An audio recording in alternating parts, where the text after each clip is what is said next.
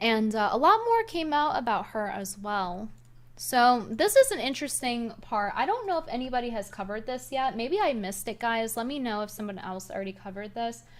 But according to this account, Grifty, well, to put it simply, they claim that Eliza allegedly had relations with a 17-year-old.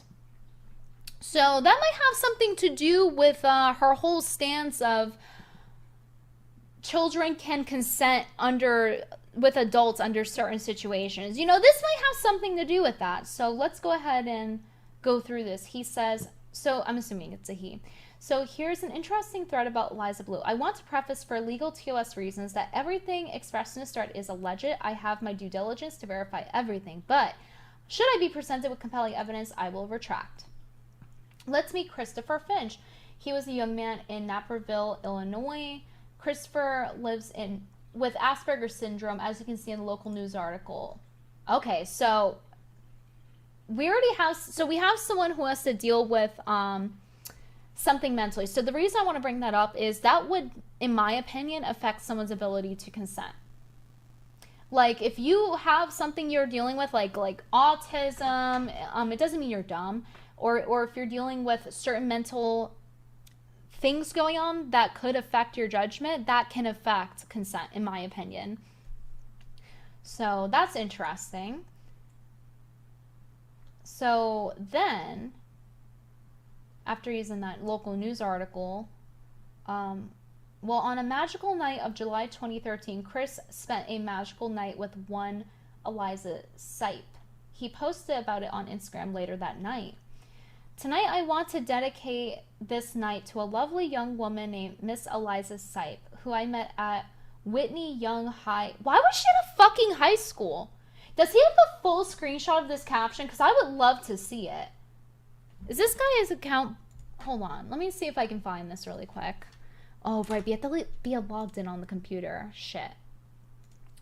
If someone could do me a favor, can you check for this post and send me the full description here? I didn't have time to do it before stream, but I want to know what she was doing at a fucking high school, because that's what I'm assuming that says high ... high school. What was she doing at a high school? Shouldn't she be at like a parent-teacher conference at this point in her life? So he's posting on Instagram that he had a lovely night with a young lady. I like how you threw that in there. Young lady Eliza Sipe, when she's like, not that 30 is old, but like that he's throwing it in there with the fact that she's 30. But there's something a little wrong with the situation. You see, Chris was only 17 at this time.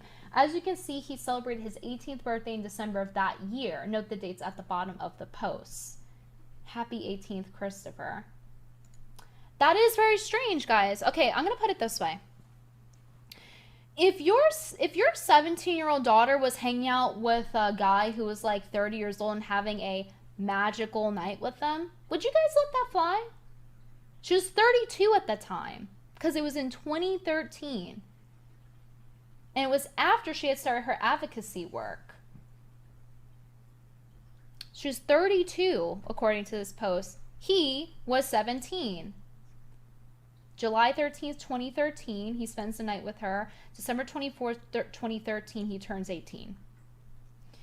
So why is that? Why is a survivor advocate having magical nights with 17-year-olds, and why are they hanging around a high school? Like, what's going on there? So I'm just saying, guys, I know the whole like South Park meme of like nice or whatever, but just take into account if a guy was hanging around a 17-year-old like this, it would not, that's 30 years old, it would not look good. A 30-year-old man hanging around a 17-year-old, having magical nights with them, hanging around a high school. This comes across to me as predatory. And also, this gives more context for this, which we had brought up before. As you can see, Felicia Killings helped fund Eliza, and this woman actually gave a confession and had relations allegedly with a 16-year-old boy. So it's interesting that she takes money off of people like that who are doing things like that. So Yeah, I thought that was interesting in regard to her whole spiel about consent, and sometimes children can consent with adults, and that whole thing. It's like, why would you be trying so hard to bring that point home? Why would you focus on it so hard? Well, now we have a theory as to why that might be. So, we can go all day being like, guys, but actually the magic soil said that 17. Okay, but we morally know that this is creepy. We know that there's something wrong with a 32-year-old woman who's going around spending nights with 17-year-old men, allegedly. Men, quotations, because people will use that argument that 17 is like, oh, it's a blur. But it's still creepy. You're 17, you're in high school, and you have this 32-year-old woman. She wants to talk about she was groomed. She wants to talk about consent.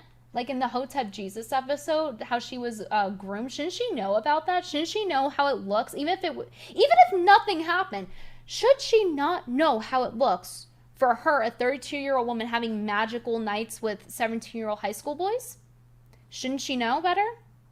At 32, I would think so. 32-year-olds I know don't do that shit. Why is that?